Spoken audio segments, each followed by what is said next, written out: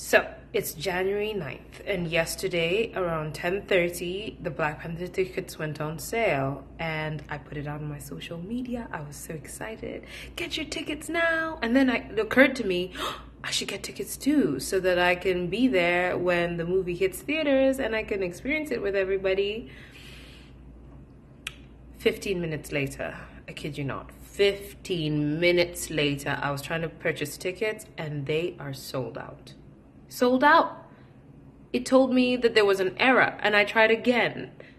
Still the same error, and every time I tried, fewer seats. Like, there were no seats, and I was unable to buy tickets to see Black Panther on opening night. That's insane. 15 minutes. Wow. Critics said it couldn't be done. They said an MCU movie with the black lead based in Africa would not work. Black Panther himself, ladies and gentlemen, Mr. Chadwick Boseman. How y'all doing? Black Panther had the biggest box office for 2018. It made $700 million more than the worldwide box office leader, Avengers: Infinity War. Wakanda forever! Wakanda forever! Wakanda forever! Wakanda forever! Black Panther. Wakanda forever. This is the spinner rack. Last year at this time, we did a documentary on the Black Panther comic writer, Christopher Priest, and the history of the Black Panther. A year's time has passed, and we want to look into the success of the Black Panther from his humble beginnings.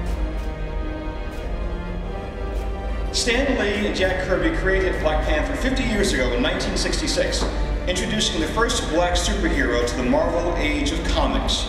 More than a superhero, though, the Black Panther was the king of the technologically advanced African nation of Wakanda, making him one of the most powerful players in the Marvel universe. A decade since, countless creators, some of whom sit here on stage with us this morning, have helped to build and shape the Panther's legacy across comics, television, and, in 2018, film.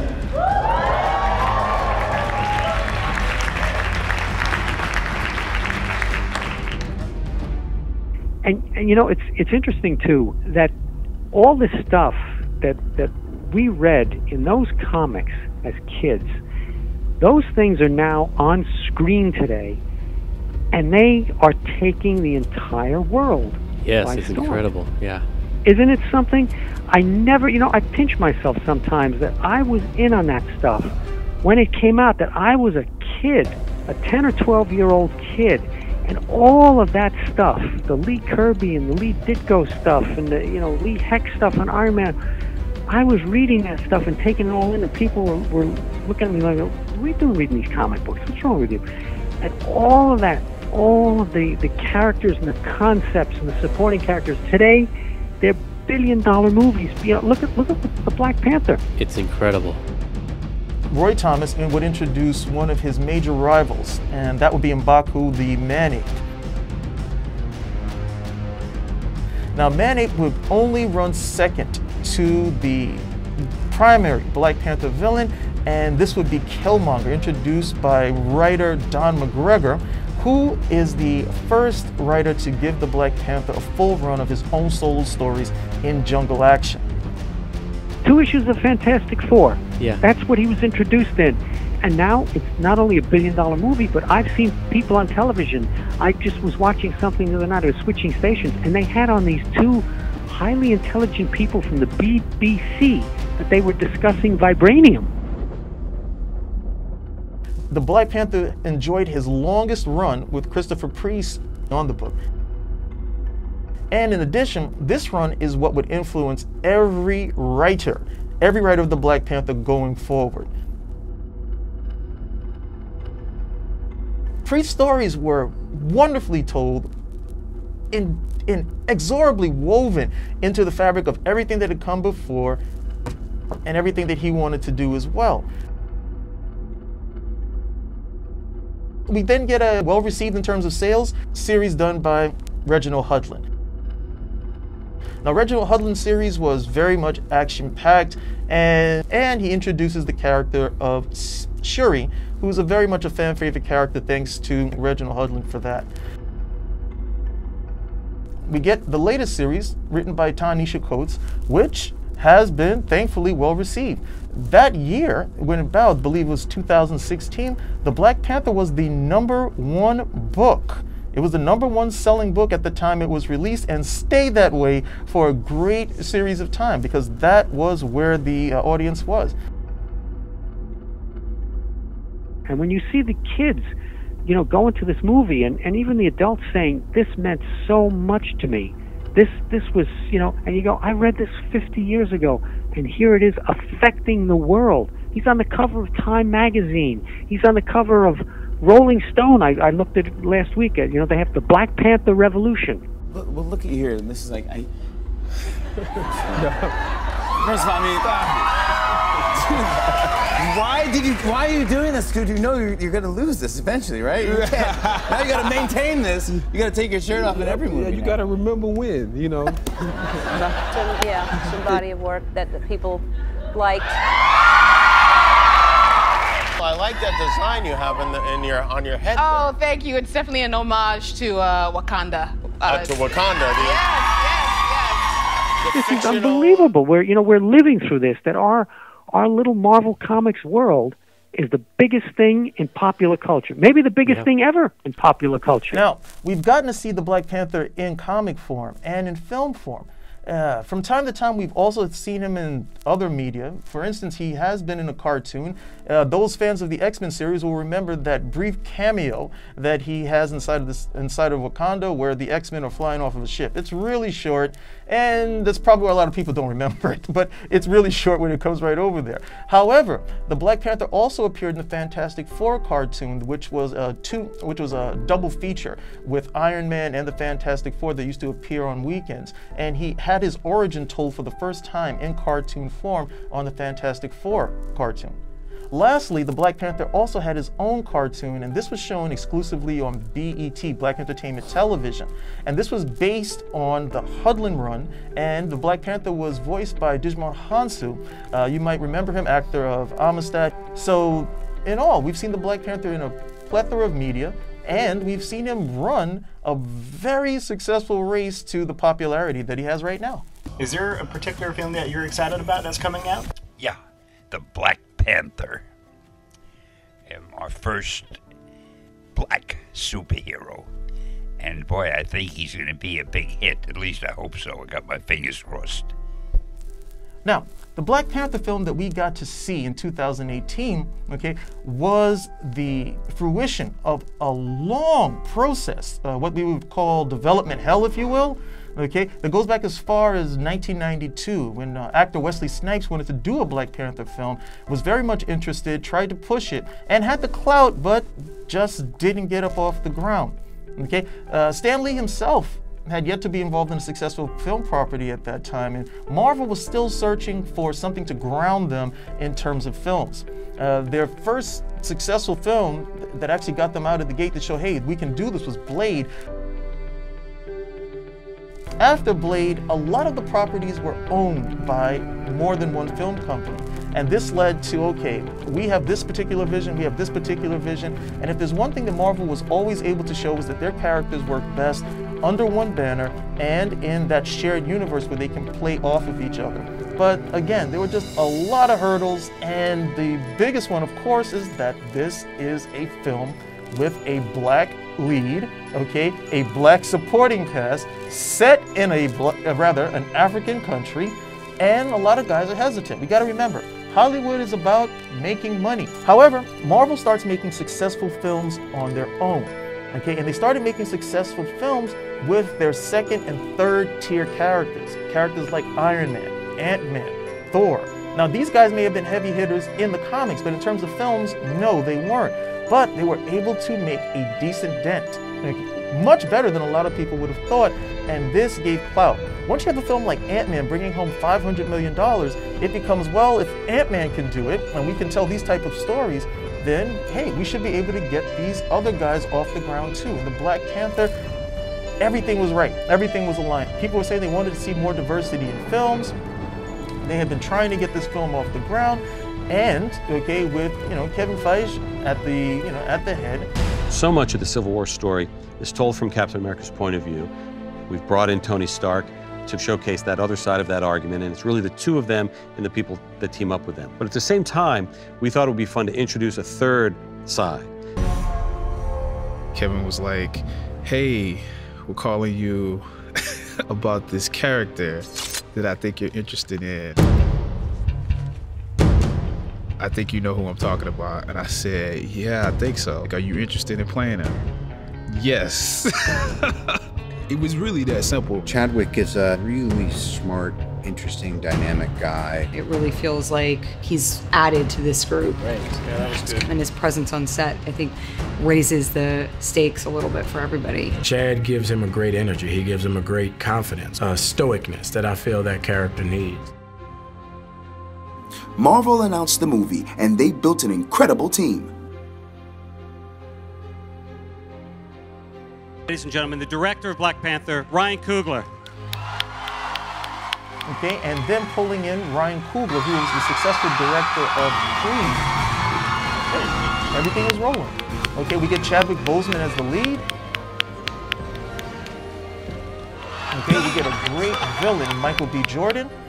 Everything coalesces. Okay? In terms of cinematography, who was the cinema? Oh yeah, Rachel Morrison, who came on as cinematographer.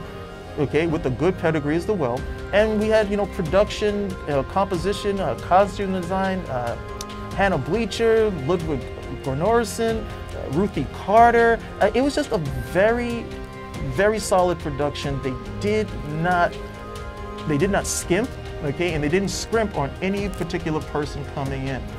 And as was said earlier, the majority of the inspiration was taken from the comics.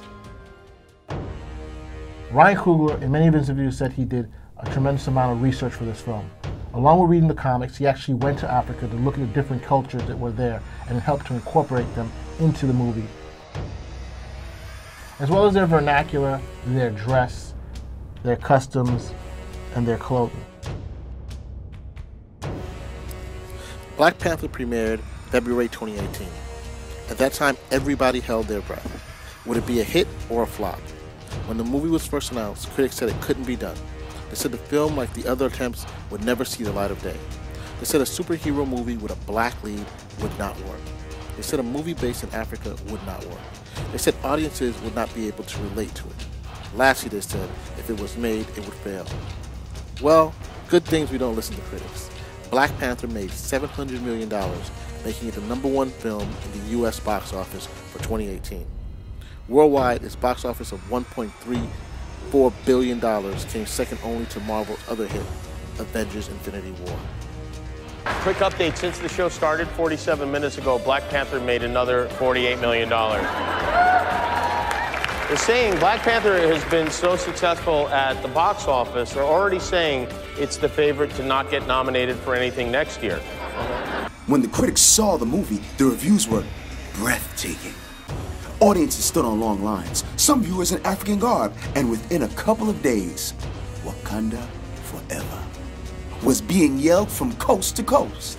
And then nobody wants to shake my hands anymore. Everybody just does this. Yeah. So it's like, I'm like, nice to meet you. They're like, no, no, no.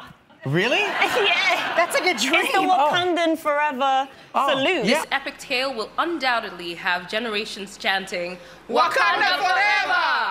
Wakanda forever. Wakanda forever. Wakanda forever. Sweet like a honey bun, spit like a tummy gun. Roll yeah, 101. Come get your mommy some Cardi. At the tip top, bitch. Kiss the ring. Wakanda forever. Sweet like a honey bun, spit like a tummy gun. Roll yeah, 101. Come get your mommy some Cardi. At the tip top, bitch. Kiss the ring. Wakanda forever. Thank you, everybody. Well, Wakanda Forever was a salute that took the nation by storm.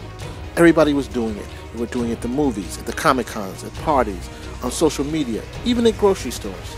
I believe I can explain. You see, the problem is that we as black people know that the salute comes from Egyptian kings who were buried right hand over left to clutch the royal scepter. Word, yeah, we all knew that.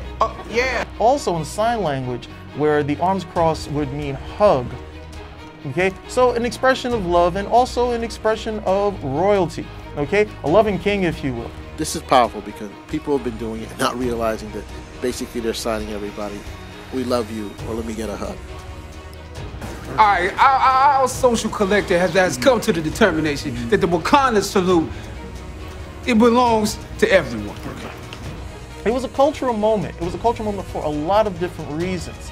Okay, Wakanda forever became the salute, okay, of the moment, and it's still being done right now.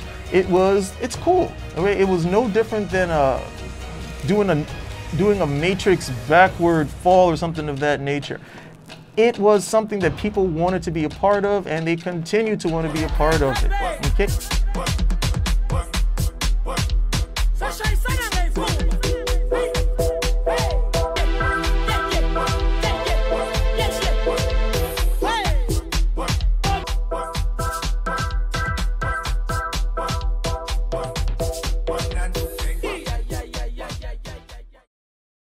I wanted to take a second to thank the Black women too, because they were so strong on their own terms and answered to no one but themselves. And I think it was so important because they weren't strong because they were angry.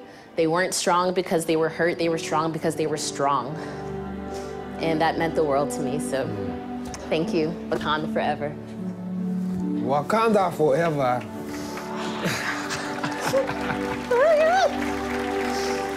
Women are the ones that helped to make Black Panther one of the biggest successes in 2018. Without women coming to the movie in droves, without women seeing the movie multiple times, this movie would not have been the huge hit that it was. Now, Black Panther was not your typical superhero movie, we got that. But one of the things you could see in the numbers is that 45% of the audience were women.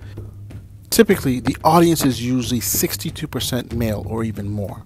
But in this section, we see that women came out to see this film because they felt that this film represented them.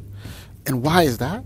It's all because the director, Ryan Coogler, realized as he was doing his research that women in African societies were in pivotal and very important positions. And this reflected also our society at large. And so he incorporated this, and he incorporated having women of various age groups to represent them. You can see this personified in the film by the character of Shuri, who's the sister of T'Challa, the Black Panther. You can also see this in Okoye, who is the warrior, the general of the Dora Milaje. And you can also see it in Nakia, the war dog, the girlfriend, the spy of T'Challa. I mean, 3 different women, and let's not forget his mother. You know, they all represent powerful women, and of course, all these women made other women who wanted to see this film. This reminds me of Wonder Woman, where you saw a huge audience of women coming to the film. A film that unfortunately was panned in certain aspects and given lower tomato scores than it deserved. But the women went out to this film and drove because they felt it represented them. This was a superhero film that they themselves could connect. And you have to give them props to Ryan Coogler for seeing this and taking a hold of this and saying, hey, this film is not just Black Panther, just for superhero films, not just for the guys, but it's also for the girls. And kudos to them. And let's not forget the Dora Milaje, aka the Adored Ones, the ceremonial wives of T'Challa, but also his lethal, kick-ass guards.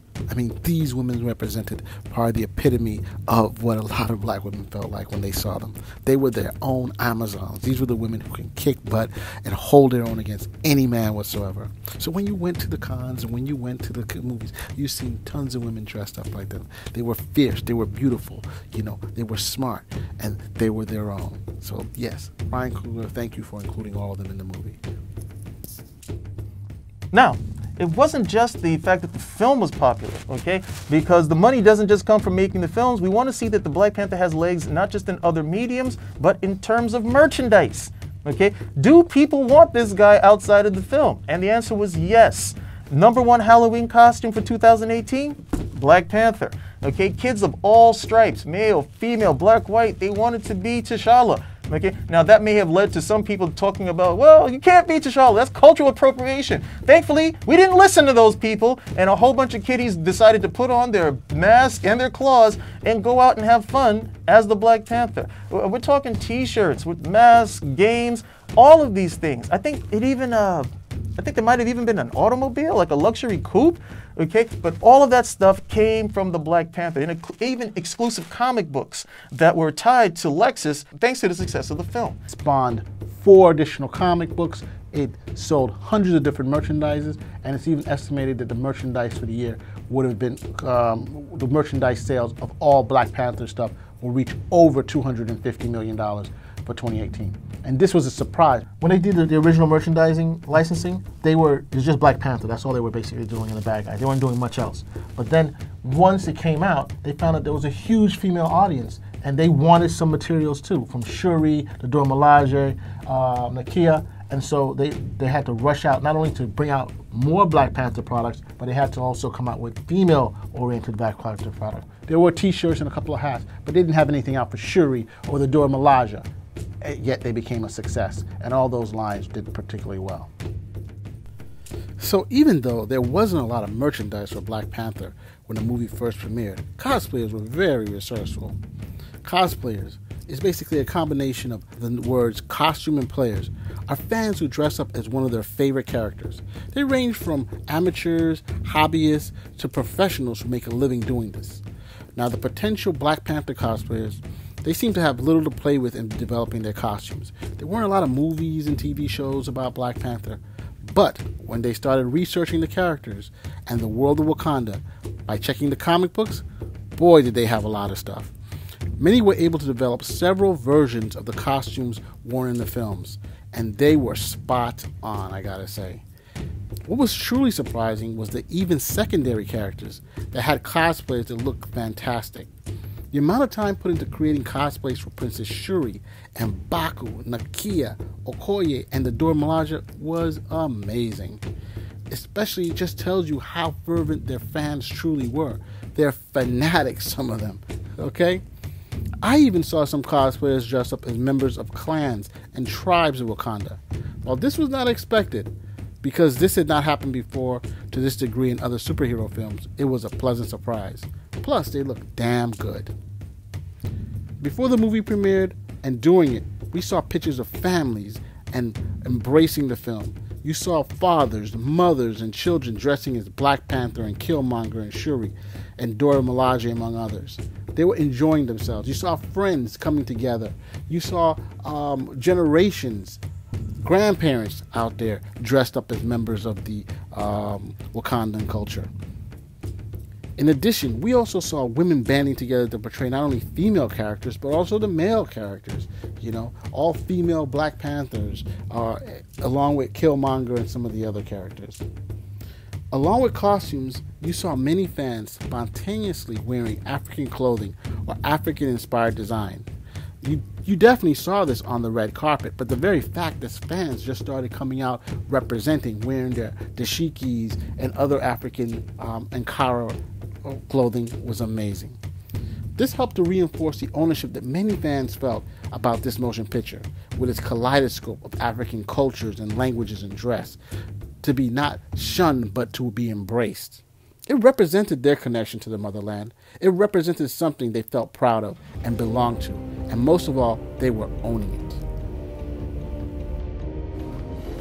it. Fans cosplay, actors prospects, sequel, worldwide celebrity. On the red carpet, the Black Panther crew has been one of the most popular people to be interviewed. They've been engaging, they've been funny, they've been a riot. They have done the Wakanda salute God knows how many times, you know, and they've always been gracious in their acceptance of pictures and stuff on the red carpet. So it's always great to see them, because you see them being interviewed and having fun. So, the Black Panther, again, it wasn't just the film, okay? It also translated much, much broader, into, kids wanting to be the Black Panther. We see the cultural impact in terms of people giving each other that particular greeting, and a very big interest in what that film was, not just ostensively, but in terms of everything underneath that was running through the film as well. And it did translate into the comics too. Okay? So all of that was able to coalesce, and the fans were treated to what we got in 2018. Okay? The first Black Panther film, which was nominated for an Oscar. The Black Panther has not only been a commercial success and a representational success, it has also been a critical success. It has won numerous awards, not only for Best Picture and Acting, but for costume, production, visual effects, art design, art direction, original score, original song, stunts, screenplay, and even for the best villain. Black Panther has been nominated for 7 Academy Awards, 3 Golden Globe Awards, and has won 2 Screen Actors Guild Awards. That is impressive. The Black Panther's nomination for the Academy Award for Best Picture, as well as the Golden Globes Award for Best Motion Picture in a Drama, is the first time, the very first time, that a superhero film garnered such nominations. It has won so far during the award season 1 American Music Award, 2 BET Awards, 4 MTV Movie and TV Awards, 1 MTV Video Music Award, 2 People's Choice Awards, 5 Saturn Awards, and 3 Teen Choice Awards. It's been nominated for 7 Academy Awards, 1 Billboard Music Award, 2 British Academy Film Awards, that's the BAFTA for you non-Brits, 12 Critics' Choice Movie Awards, and 8 Grammy Awards, including 8 Satellite Awards. There's been grumbling that Black Panther did not deserve an Oscar nomination, and that is a reaction to the Oscars So White campaign. What? Clearly these people are both blind and deaf. Oops, my apologies to any visually or hearing impaired people that were offended. Black Panther has been named one of the best films of the year by the American Film Institute and the National Board of Reviews. Those people who dislike the whole Black Panther being nominated for the Oscar always put up these boards to say, hey, look at some of the greatest films in history. And of course, when these boards not add Black Panther to their list of some of the best for the year, they're like, hey, that doesn't really count. Pay them no mind. Black Panther was the #1 entertainment Google search of 2018. It was the 6th most searched term on Google, period. Come on, there are many people out there who wanted to know what was going on. And also, this is a major draw for the Oscars. Let's get real. The Oscars has not been the most highly rated program in recent years. And one of the things the Oscars has always done is once in a while has brought in very popular programs to be shown. This is a critical, successful show, but there's also been other shows, movies that have been critically successful, such as Titanic and Forrest Gump, which have captured the audience's imagination, has captured the culture's imagination, and have been recognized by the Oscars. So this argument about Oscars So White, please. And this basically tells you that there's always an audience for a film if you can somehow connect with that audience. And that is exactly what Black Panther did. There was an audience, there was a pent-up demand, and you got a talented cast, a talented director, and you had producers, and of course, Marvel money behind it to make sure that this would be not only just a movie, but an event. They got people out of their seats to come and see it. Wakanda forever.